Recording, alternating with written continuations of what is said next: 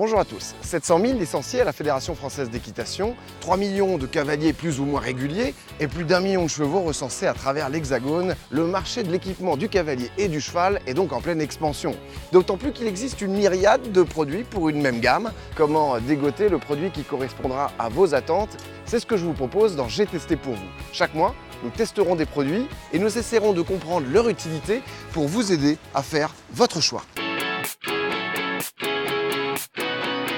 La protection de tête, qu'on appelle plus communément le casque ou la bombe, eh bien c'est un petit peu le basique de l'équitation.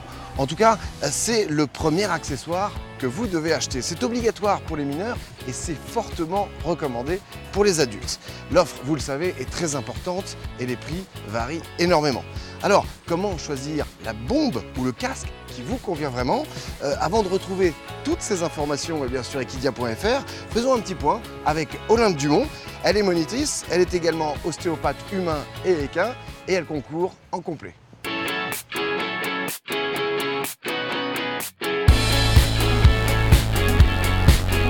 Olympe, alors comment choisir sa bonne protection de tête, sachant que la fourchette de prix va de 15 à 600 €? Est-ce que c'est en fonction de son niveau? Est-ce que c'est en fonction de la discipline?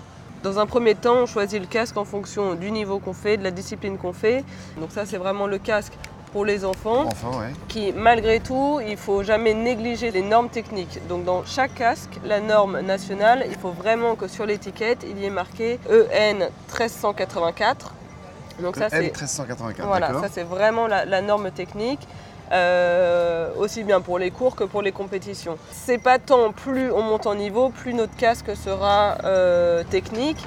C'est vrai que ça va surtout agir au niveau du confort, au niveau de l'esthétique, au niveau des points de pression au niveau de la tête. Donc il y avait une vraie différence entre les casques à 15 € et les casques à 600 €. C'est pas simplement du marketing.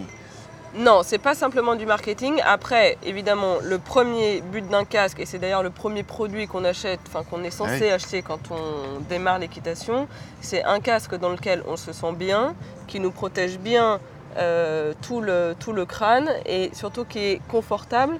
Quand je dis confortable, c'est qu'un casque confortable va vraiment prendre globalement, quand on est bien dedans, c'est que ça prend vraiment globalement toute la tête. Il faut donc l'essayer. Voilà, il faut l'essayer, ça c'est sûr qu'on n'achète pas un casque sur internet parce que chaque gamme de casque en fait a sa forme de coque et chaque cavalier a sa forme de crâne. Donc c'est sûr qu'il faut vraiment avoir un casque qui, quand on le pose sur la tête, immédiatement se sentir bien. Et aujourd'hui, la différence entre ce qu'on appelle une bombe et un véritable casque, c'est quoi ? C'est vrai qu'à l'époque, si je peux dire, on employait le mot casque pour les casques de cross ou de course.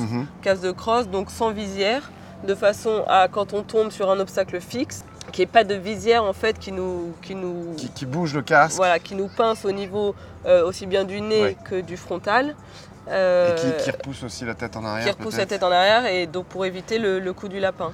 Après, ils se sont lancés aussi dans des casques avec visière, mais des visières flexibles.